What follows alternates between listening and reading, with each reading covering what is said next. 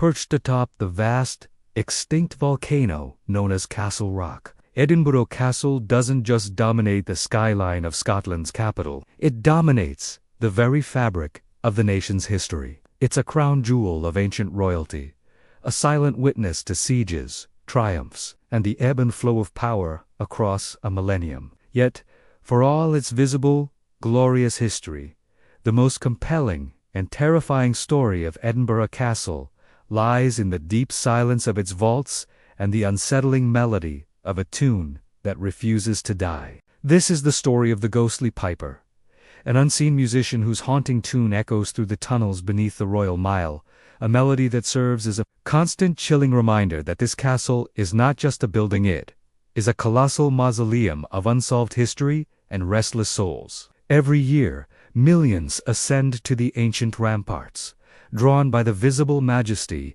of the Scottish national identity. But beneath their feet, far deeper than the dungeons, lies a network of ancient subterranean tunnels. And it is here that the castle's most profound and persistent secret resides. The central legend, whispered by generations of Edinburgh citizens and guides, tells of a lone piper sent into these newly discovered tunnels. Tasked with mapping the network that was believed to connect the castle to Holyrood Palace, the plan was simple. The piper was to walk deep into the earth, his mournful, stirring bagpipes providing an acoustic trail for those on the surface to follow. For a while, the plan worked. People along the Royal Mile could hear the faint, haunting skirl of the pipes, allowing the search party to track his progress. But somewhere, deep beneath the historic heart of the city, at a point believed to be under the Tronkirk, the music abruptly stopped. It simply vanished. Rescue efforts were immediately mounted, digging down into the ancient earth, but the tunnels had seemingly collapsed. Or perhaps the piper had simply vanished into the vast, unknown blackness. His body was never found. Only his instrument remained, its ghostly tune forever trapped in the memory of the subterranean stone. Since that day, the legend holds that the eerie sound of the piper's lonely lament can still be heard on silent nights, a phantom serenade from a man who gave his life to the curiosity of the crown.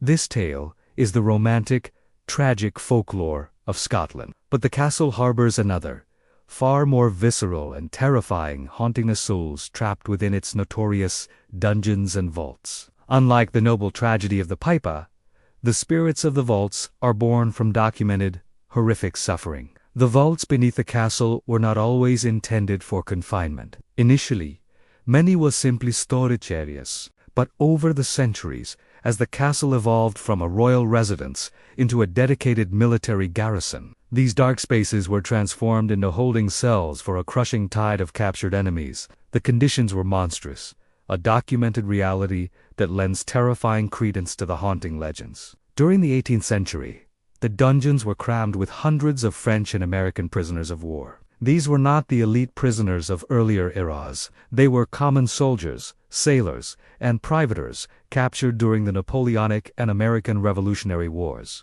They were kept in conditions unimaginable today: dark, airless, perpetually damp, and overflowing with human waste. Disease was not a possibility.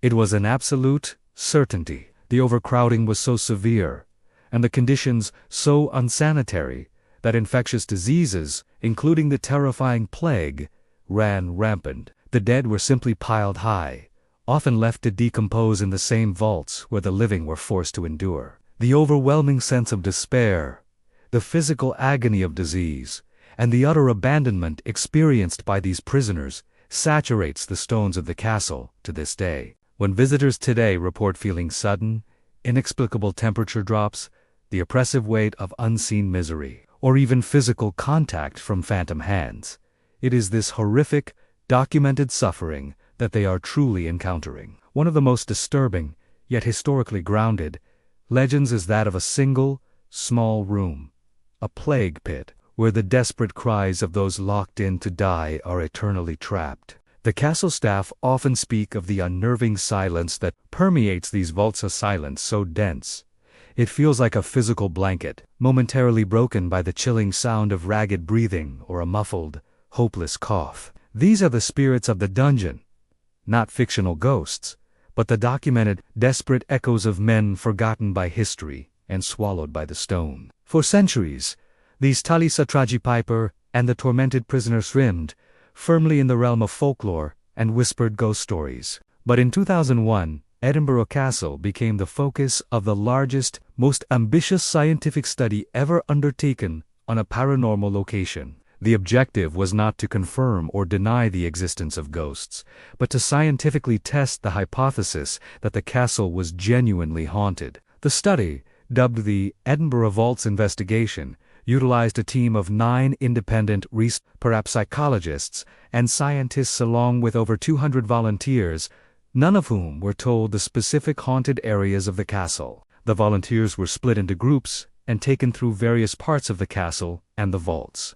The researchers monitored their physiological responses, noted their subjective experiences, and observed their reactions to different environmental conditions like temperature, airflow, and magnetic fields. Crucially, half the volunteers were deliberately exposed to non-haunted areas, serving as a control group. The results, according to the research team, were astounding and, for skeptics, deeply controversial. The study found that a significant number of volunteers reported feeling cold spots, sensing unseen presences, and even feeling touches on haunted areas. Crucially, the control group in the non-haunted areas reported almost none of these sensations. One volunteer, reporting no prior knowledge of the castle's legends, claimed to see a shadowy figure in the underground tunnels wearing an apron, reminiscent of an 18th century butcher who was rumored to have worked and died within the vaults. The study concluded that the evidence pointed overwhelmingly towards the existence of phenomena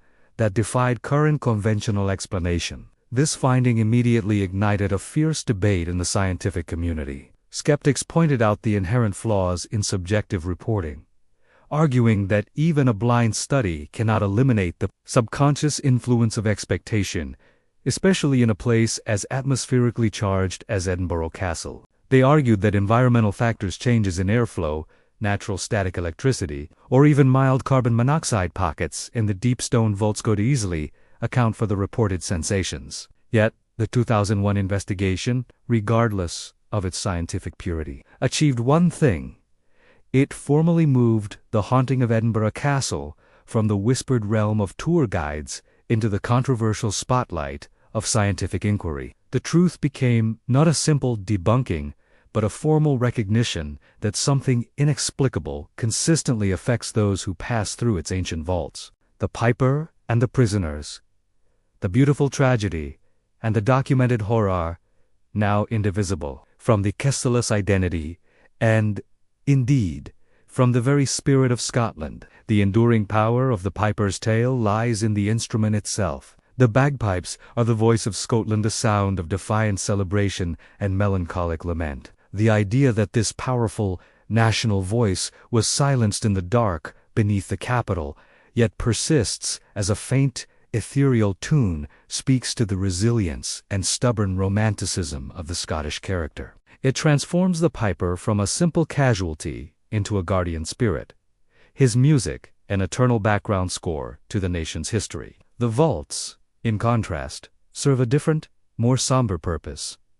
They are a concrete reminder of the human cost of history.